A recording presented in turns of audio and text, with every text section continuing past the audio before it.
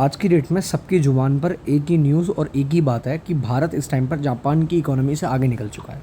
अब तक जो इंडिया की रैंकिंग थी वो 5th पोजीशन पर थी, but right now as per the IMF, ठीक है, India is standing on 4th position. ठीक है, तो क्या सच में इंडिया आगे निकल चुका है या ये जो रिपोर्ट्स हैं अभी तक क्लियर नहीं हुई हैं?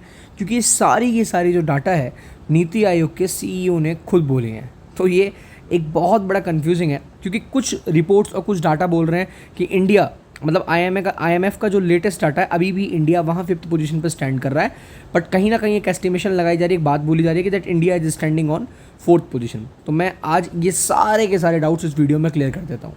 ठीक है, तो नमस्कार दोस्तों, मैं मोहित शर्मा LK अकेडमी से, और आज की वीडियो में हम बात करने जा रहे हैं कि क्या सच में इंडियाज़ इकोनॉमी एक्चुअली सरपास कर चुकी है जापान की इकोनॉमी को।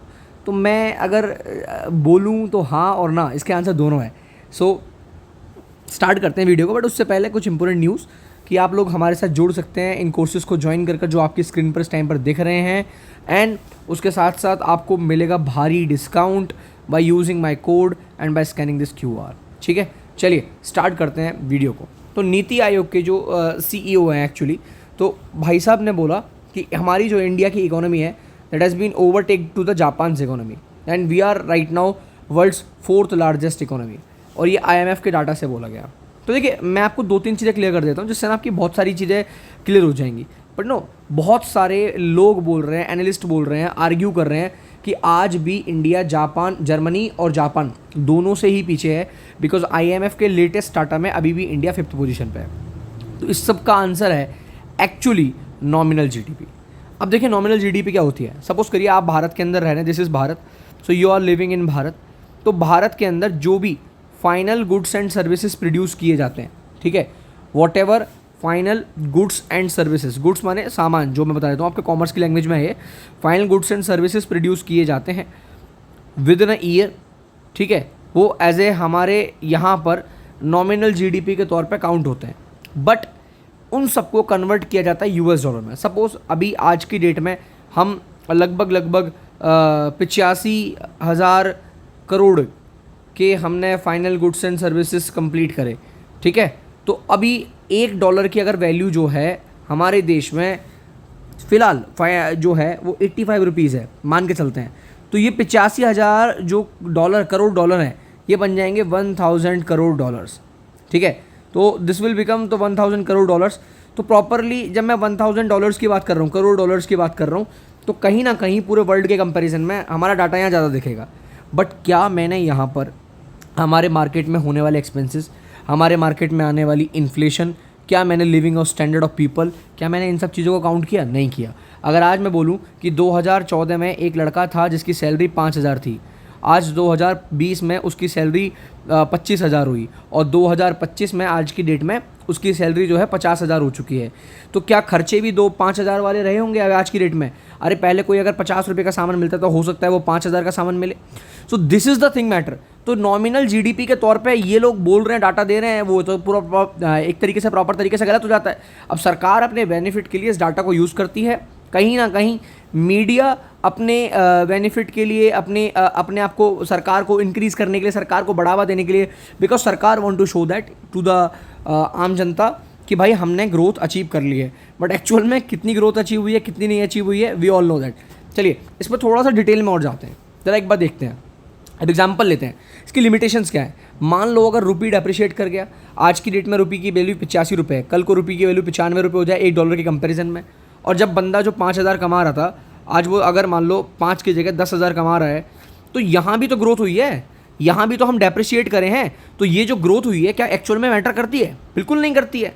यानी कि इन शॉर्ट अगर मैं आपको बोलूँ कि अगर आपके एक्सपेंसेस बढ़ जाएँ, या इन शॉर्ट में बोलूँ, अगर मार्केट में इन्फ्लेशन आ जाए, महंगाई बढ़ जाए, जो सिलेंडर पहले 400 रुपये का मिल रहा था, आज वो सिलेंडर 800 रुपये का हो जाए, तो अगर आपको पहले 4,000 सैलरी मिल रही थी और आज आपकी 8,000 सैलरी है, तो आप अगर सिर्फ ये कैलकुलेट कर रहे हो कि मेरी सैलरी में 4,000 का इंक्रीमेंट हो गया, बट आप अपने जो इन्फ्लेशन है उसको इग्नोर कर रहे हो, so this is not like की proper way. So we can not leave और ignore the cost of living actually. तो ये पूरी तरीके से ना हम इसको इग्नोर कर देते हैं, कहाँ पर? नॉमिनल GDP के मेथड में। अब दूसरा, सपोज करते हैं ये जो भी डाटा अभी सरकार दे रही है वो सब एस्टिमेशन के बेसिस पे दे रही है। कि एग्जांपल देते हैं कि भाई एक मैं बर्गर की शॉप चलाता हूँ और मेरे बर्गर की शॉप में आज मान के चलते हैं मेरे को प्रॉफिट हुआ 500 रुपये का। मैंने 20 बर्गर बेचे और मुझे 500 रुपये का प्रॉफिट हुआ, या मैंने 10 बर्गर बेचे और मुझे 500 रुपये का प्रॉफिट हुआ, ठीक है। तो मतलब मैंने एक बर्गर 50 रुपये का बेचा, सिंपल सी बात है। तो मतलब अगर कल को मैं 20 बर्गर बेचूंगा तो मुझे 1000 रुपये का प्रॉफिट होगा। तो मैंने घर पे पहले ही जाके बोल दिया कि भाई कि कल शायद हमको 50% का प्रॉफिट हो, बट एक्चुअल में देखा कि मेरे 5 ही बर्गर बिके तो मेरे को 250 रुपये का ऊपर से लॉस और हो गया। तो ये एस्टिमेटेड डाटा है जो दिया जा रहा है, पब्लिक के सामने पोस्ट किया जा रहा है। और ये डाटा एक्चुअल में जो एक्चुअल डाटा आएगा, अगर 2025 का जो डाटा है ये रिवाइज होकर प्रॉपर तरीके से जब एक्चुअल डाटा आएगा तो शायद इसे 2027 से 2028 तक आए, जब हमको प्रॉपर एस्टिमेटेड डाटा मिलेगा। तो हम 3 साल पहले तो एस्टिमेट नहीं कर सकते हैं। तो this is just a provincial data जो हमको प्रोवाइड किया जा रहा है। एक तरीके से जो एक्यूरेट डाटा है, फाइनल डाटा है, उसे आने में टाइम होगा। तो अभी जो बोले गए हैं, स्टेटमेंट दिए गए हैं, वो बिना सर पैर के स्टेटमेंट्स हैं, कोई मतलब है नहीं। एक्चुअल में हमें किस तरीके से जीडीपी कैलकुलेट करना चाहिए, तो GDP bye PPP method, that is called purchasing power partiality, sorry parity. What is the meaning of that? हमें कहीं ना कहीं रिलेटिव कॉस्ट ऑफ लिविंग देखनी चाहिए, हमें मार्केट में इन्फ्लेशन देखनी चाहिए, हमें ये देखना चाहिए क्या लोग एफर्ट कर पा रहे हैं, क्या लोगों के पास इतना पैसा है कि वो रोटी, कपड़ा, मकान, इन चीज़ों को एफर्ट कर पा रहे हैं। भाई अगर आपने आप पास में जाके एम्प्लॉयमेंट देखो ना, अनएम्प्लॉयमेंट, तो इस टाइम पर पीक पर employment, and you are saying की ग्रोथ हो रही है। 2014 में, 2018 में, 2020 में और 2025 में अनएम्प्लॉयमेंट रेट जिस दर से बढ़ा है ना, एक्चुअली मेरी नज़रों में अनएम्प्लॉयमेंट का मतलब सिर्फ वो इंसान नहीं है जो जो घर बैठा हुआ है। अगर किसी एक इंजीनियर को, जिसको आज की डेट में कम से कम 50,000 या 1 लाख सैलरी मिलनी चाहिए, आज अगर वो 10,000 में काम कर रहा है तो आप सोच रहे हो कि ये ग्रोथ है कंट्री की? इज दिस लाइक कि मोमोज बेचकर या जोमेटो में काम कर या स्विगी में काम कर अगर आप 50,000 कमा रहे हो, 40,000 कमा रहे हो, is this the growth of country? कहीं ना कहीं चाइना जैसी कंट्रीज ईवी में आगे बढ़ रही हैं, टेक्नोलॉजी में आगे बढ़ रही हैं, रोबोटिक्स में आगे बढ़ रही हैं। वहीं भारत अगर अपनी इकोनॉमी को इस तरीके से कंपेयर करेगा, मोमोज ठेली लगाएगा, तो किस तरीके को? और यही स्पीच कुछ टाइम पहले नितिन गडकरी जी ने भी दी थी कि भाई मैं इन लोगों के खिलाफ नहीं हूँ, है ना, शार्क टैंक वगैरह वाला शो था, मैं इन लोगों के खिलाफ नहीं हूँ, बट अगर आप लोगों को इसी चीज़ में प्रमोट करोगे, कहीं ना कहीं आपको प्रमोट करना है, आपको बिजनेस प्रमोट करना है, टेक्नोलॉजी में प्रमोट करो, this is the most important thing. तो जीडीपी अगर कैलकुलेट करनी है तो परचेसिंग पावर पेरिटी के बेसिस पे करो। गवर्नमेंट ये कभी नहीं करेगी। एग्जांपल देता हूँ, अगर एक बंदा 30,000 कमा रहा है तो मुंबई में जो 30,000 कमा रहा है, पटना में 30,000 कमा रहा है, दोनों में फ़र्क है। इसकी परचेसिंग पावर ज़्यादा है पटना में, ये 30,000 रुपये कमा के 10,000 रुपये बचा लेगा, बट ये बंदे हो सकता है 10,000 रुपये का इसको लोन लेना पड़े पूरे महीने में, बिकॉज मुंबई के खर्चे ज़्यादा हैं, दिल्ली के खर्चे ज़्यादा हैं। So this is the exact thing that we have to calculate, but ये डाटा हम कभी कैलकुलेट करते ही नहीं, because government don't want to show that. अब देखिए पीपी के हिसाब से 2009 से हम 3rd पोजीशन पे लाई कर रहे हैं, है ना। तो Japan during the Manmohan Singh tenure surpassing, मतलब मनमोहन सिंह के टाइम पे ही हमने इस हिसाब से तो जापान को सरपास कर लिया था, मनमोहन सिंह के टाइम पे एक्चुअली। तो अगर हम डाटा कैलकुलेट करें, बट सरकार कभी भी शो नहीं करेगी। 2009 से हम एक ही जगह अटके हुए हैं, 2009 से हमने ग्रो ही नहीं करी है। So this is the most important factor that we are looking there. हालांकि अगर मैं बात करूँ, एग्जांपल दूँ, जैसे मैं यूके की बात करता हूँ, मैं पोस्ट कोविड में, है ना, India overtook the UK post Covid to become the 5th largest economy, ठीक है। तो ये नॉमिनल जीडीपी के टर्म्स में हुआ है, बट अगर मैं रियल जीडीपी के टर्म्स में बात करूँ, आज भी हम यूके से बहुत पीछे हैं। अगर आप पर कैपिटा ग्रोथ देखो किसी भी बंदे की, पर कैपिटा का मतलब क्या है? सपोज करो इंडिया की जो इकोनॉमी है 1.4 ट्रिलियन की economy, example, divide by total number of population 1.4 billion, तो जो एक बंदे की इनकम आएगी वो मैटर करेगी। इंडिया में सपोज करो एक बंदे की इनकम अगर 20,000 आ रही है एवरेज इनकम, तो वहीं फॉरेन में कहीं ना कहीं 1 लाख आ रही है। भाई how can you compare UK, जो कि कहीं ना कहीं बहुत छोटा है साइज़ में, एमपी से भी, मध्य प्रदेश से भी, तो यूनाइटेड किंगडम को आप कैसे कंपेयर कर सकते हो एमपी से? So this is the thing that you have to look out. तो आपको पर कैपिटा इनकम देखना भी बहुत ज़्यादा ज़रूरी है कि कितनी बन रही है एक बंदे की, ये भी ग्रोथ को शो करता है। Now the most important factor कि भाई साहब कि कहीं ना कहीं अगर मैं बात करूं, नॉमिनल जीडीपी जो है एक ईजियर मेथड है पब्लिक को कन्विंस करने के लिए, क्रेडिट लेने के लिए, सरकार के लिए बहुत बड़ा मेथड है।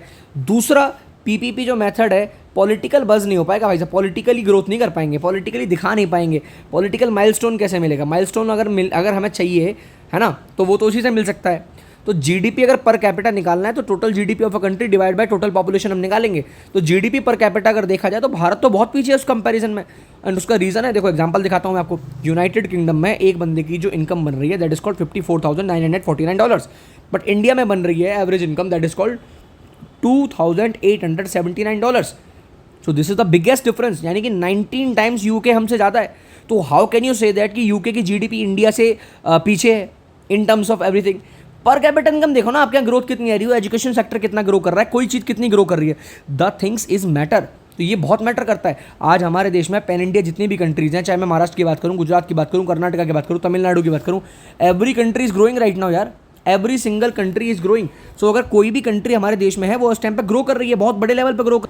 और उसके साथ साथ अगर मैं स्टेट्स की बात करूं इंडिया में, तो स्टेट भी ग्रो कर रहे हैं। देखिए महाराष्ट्र की जीडीपी आप देखिए, गुजरात की देखिए, कर्नाटक की देखिए, इवन अगर मैं बात करूं ना अकेले तमिलनाडु की जीडीपी कुछ टाइम पहले पाकिस्तान से ज़्यादा हो गई थी। तो ये जो स्टेट्स है ना, इनके अर्बन एरियाज है, बहुत बड़े लेवल पर ग्रो कर रहे हैं। But what about the north, what about the north east? They are not growing. They are dependent upon agrarian societies, they are dependent upon the different sectors of the society. They are not growing in the EV and different sectors. So we need to grow ourselves. We need to remove the poverty. We need to remove the inequality. We need to remove the poverty. We need to remove the unemployment. Why? Which then we can say that कि India is having a highest ranking in terms of GDP. अगर अपने घर की basic needs पूरी नहीं कर पा रहे हैं ना, तो बड़े बड़े शौक करने का कोई मतलब नहीं है। So this is the reality जो आज मैंने आपको दिखाई और आपको शायद जानना ज़रूरी था। तो सरकार एक्चुअल में जो डाटा प्रेजेंट कर रही है, हो सकता है कि वो सही हो सकता है कि आपको किस तरीके से तोड़ मोड़ के दिखाया गया हो, बट एक्चुअल में इंडिया की रैंकिंग कहाँ स्टैंड करती है, भारत कहाँ स्टैंड करता है। आप क्लास 9th और 10th की अगर एनसीईआरटी उठा के देखोगे ना, सिविक्स की, तो आपको इकोनॉमिक्स की, तो आपको बहुत सारे डाटा दिखेंगे वहाँ, डाटा चार्ट फ्लो करते हुए आपको स्टेट के अंदर डिफरेंशिएशन मिल जाएगा। तो this is the most important thing that you have to shown actually. तो बहुत सारा डाटा है जो आपको देखने की ज़रूरत है, बहुत सारी चीज़ें हैं आपको देखने की ज़रूरत है ना। सो आई होप आपको ये वीडियो पसंद आया होगा, आपको वीडियो अच्छा लगा होगा। So if you like the video, subscribe the channel. So मिलते हैं नेक्स्ट वीडियो में, तब तक के लिए जय हिंद, धन्यवाद।